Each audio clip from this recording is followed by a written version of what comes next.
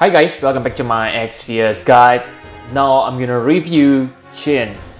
Okay, so he is absolutely amazing. Okay, so I have been negative for many times, okay, but I think this is the time when I am really wrong, okay, because Chin after awakening is superbly amazing.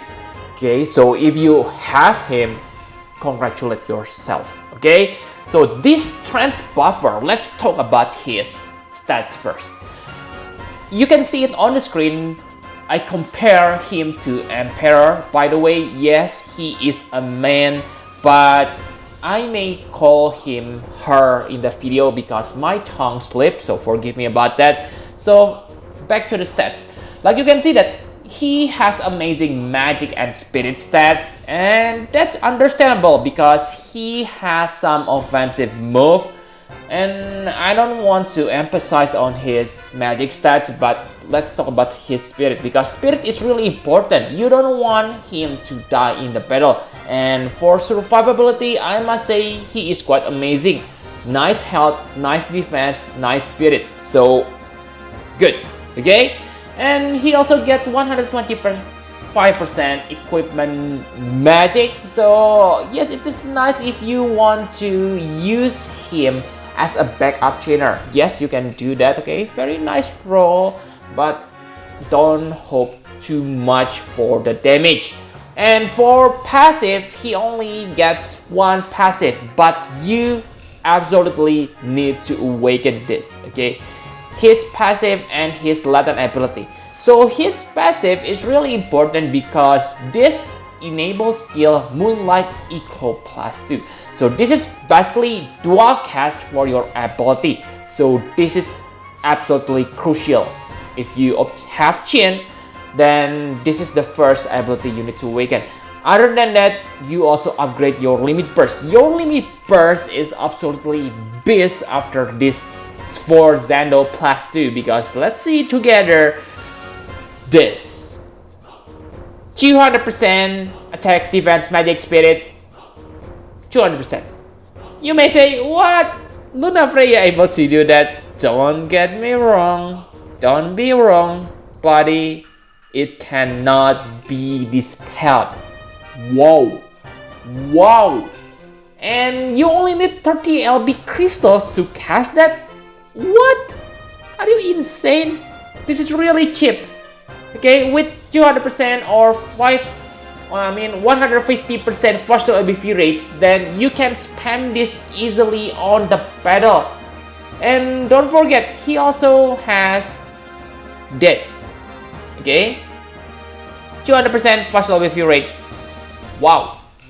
Wow, we're talking about indispellable. That's very important because some enemies able to dispel and unleash powerful attack. So with undispellable buff, your party have better chance of survival.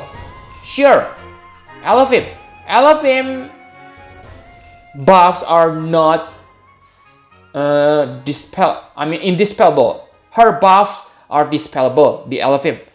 Okay, you may say, but you cast it every turn. Yeah, yes, you are correct. So if the enemy dispel you, you don't need to worry because she will auto cast yourself. But the problems happen when the enemy dispel and attack on the same turn. In that case, well, you don't have chance.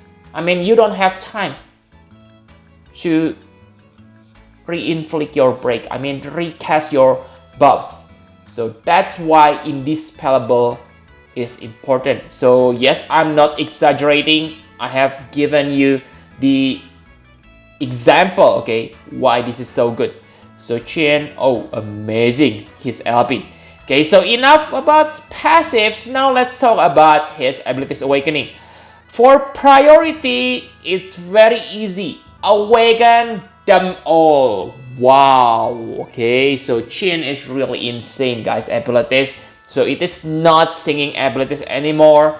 He is not locked on action. Basically, you cast 2 of his abilities and on the next turn, you are free to cast anything. Okay, I mean the awakened ones, because let's say if you use this 2000 barrier, where is it? Yes, this 2000, you are still gonna lock. But for his awakened abilities, you are free. It is like normal buff. So amazing. Okay, so he able to imperil 70% all elemental resist. Yes, maybe you say it's not high. Yes, I agree, 70% are so old. Okay, it is Orlando era, but the point is this also increase all elemental resist by 70%. Okay, so yes, I know I have really, yeah, I like Ignis so much. Okay, you have seen that I have used him so many times on my videos, and yes, his buff is 80%, but only 10% difference. I guess I can swallow that. Okay, and for breaks, this is where I cannot say I don't like. Okay, because it is just a complementary move. His breaks only cap at 65%. Maybe on today it is still usable, but it won't in the future. Okay, 65% are decent, but for harder trials, you need like 70-75%. So yes, just ignore his capabilities as breakers. Okay, for now you can still use it, but on the future, just forget it. Okay, and that's why I only see him as a buffer, not a breaker. Okay, but if you think 65% are enough, you are welcome. Okay, so his ordinary buff buffs you at 180%, and it is also cannot be dispelled. What? They are totally insane, guys. Okay, so on the early part of the battle, what you want to use is helpless longing. Where is it? Helpless longing. This one, okay, to get 40% damage mitigation. So right from the start, he has 40% damage mitigation, while most buffers only 30%. How's that not insane? Okay, so on the first turn, you get 40% damage mitigation, and the second song you want to cast is Ambitious Comforts. But that's only if you have dedicated breakers. Okay, let me tell you why. So this Ambitious Comforts, okay, 180% defense and spirit with 40% damage mitigation are really enough to survive most battles. And if you don't have breaker, you don't want to use this Ambitious Comforts. What you want to use is Secret Lark, because this will also break your enemy attack and magic. Okay, it's only 60%. Again, like I said, maybe it's enough, maybe it is not enough. Okay, depends on your party stats, but I prefer to bring dedicated breaker. This is where Elafim wins, because Elafim breaks are 75%. Okay, so for Elafim, what you want to use is this. You're gonna buy 200% defense spirit and then 75% breaks. But Elafim also has weakness. She doesn't have damage mitigation. So yes, each of them has plus and minus.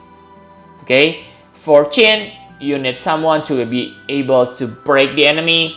For Elafim, you need someone who able to give your party damage mitigation. Okay, so after you able to cast his LB, so basically you only use that 180% defense spirit buff until you able to cast your limit burst, or use this Moonlight Sonata. If by any means you cannot use your LB, then you need to rely on this for 200% stats buff. Okay, this is also insane, guys, because this remove all debuffs from all allies. Wow, Mira, you have rifle now. Okay, so this is insane, guys. Basically, if you have access to your LB, then you don't want to use this Moonlight Sonata. You only want to use this to remove all debuffs from all allies. Okay, and because your buffs are indispellable, okay, you can safely use Dispel God trick. I know, you need, you still dispel your damage mitigation, you still dispel your all elemental resist, but that's easily castable on the same turn, okay, exact same turn. Because let's say the enemy in peril, you with 100% all elemental resist in peril, then simply cast Dispel God trick by your healer. Your stats buff are still in effect, and then on that turn you simply tell your Chin to use that 40% damage mitigation. Where is it? The 40%. This helpless lunging and the all elemental resist buff again, and tada! Your buffs are back to normal in quote. How's that not amazing, guys? Chin is really insanely good. Okay, he is one of my top 3 buffer at this point. And yes, maybe you say Chin also able to attack. What about his offensive move? I must say they are suck. Okay, this one, Butterfly Dance, Searing Phoenix, they are magical attack. So yes, this will make your allies able to chain. So this allow you to bring finisher like Aang, but they are magic damage. Okay, I know they are meant to be